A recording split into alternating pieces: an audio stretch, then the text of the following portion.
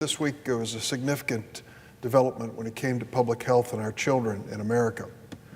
By way of preface to what I'm about to say, I want to make it clear that I have, during the course of my service in the House and Senate, focused a great deal of my effort on tobacco, the addiction that people have to tobacco cigarettes and the deadly consequences of that addiction.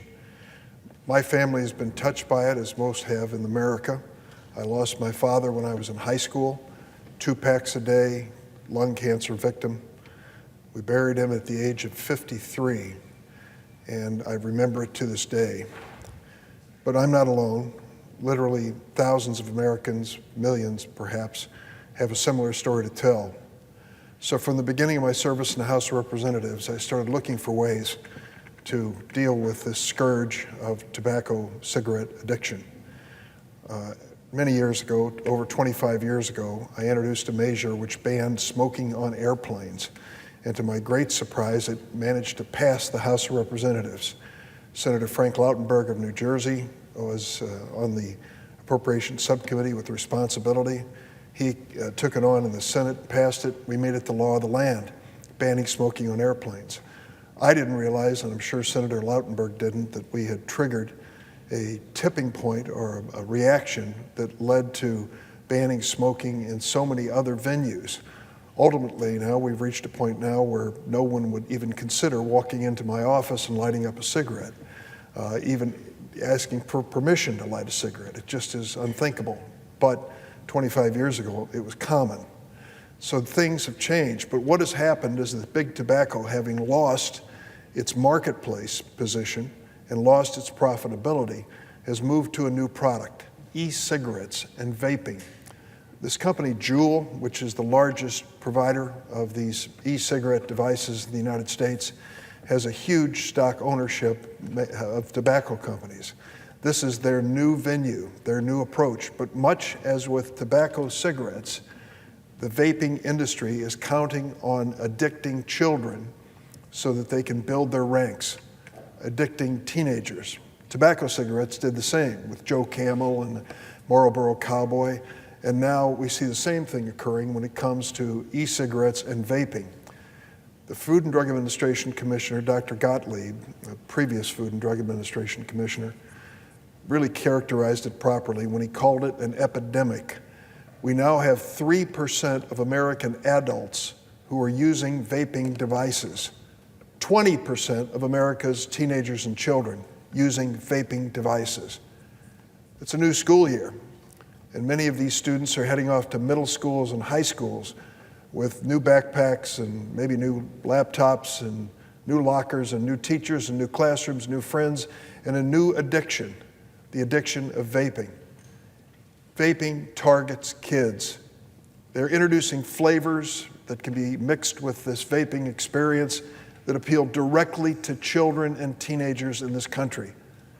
How in the world can you imagine that someone who is a 50-year-old chain smoker trying to quit is going to go choose a flavor pod called unicorn milk or bubble gum or gummy bears?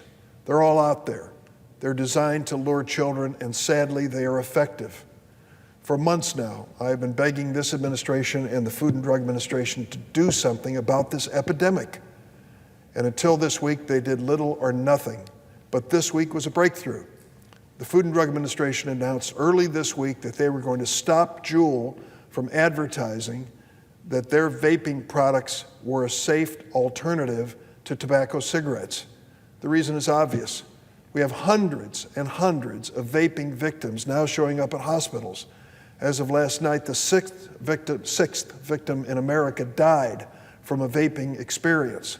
Why? Because they're ingesting into their lungs, in these huge clouds of vapor and smoke, chemicals that are killing them, chemicals that are stopping their lungs from functioning. They don't realize it at the time. It's just another wild experience. And they're told, by the way, by Juul and others, oh, it's safer than tobacco cigarettes. It's not safe. It's deadly. And it's an epidemic in this country. This week, the American Medical Association stepped up as well, and I want to commend them. Dr. Patrice Harris, the president of the American Medical Association, made the following release this week.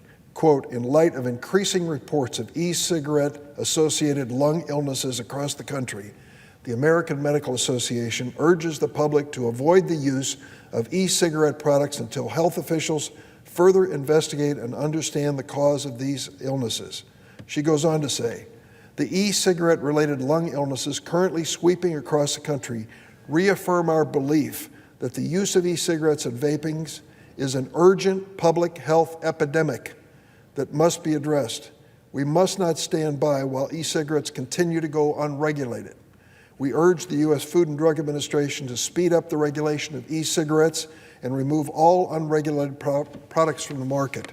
We also call on the FDA to immediately ban flavors as well as marketing practices that enhance the appeal of e-cigarette products to youth. Madam President, the Food and Drug Administration Commissioner has the authority today, before the sun sets on this 9/11 anniversary, he has the authority today to ban these flavor pods that are attracting children and adding to this epidemic in our high schools and middle schools across the United States. This Food and Drug Administration Administrator, Dr. Ned Sharpless, has the authority to take off the market scores, if not hundreds, of vaping devices that have been introduced to the public after the official date of deeming last year. He can do it today. It would have a dramatic effect starting tomorrow, and he could start enforcing it with the retailers across America if he cared and if he was serious.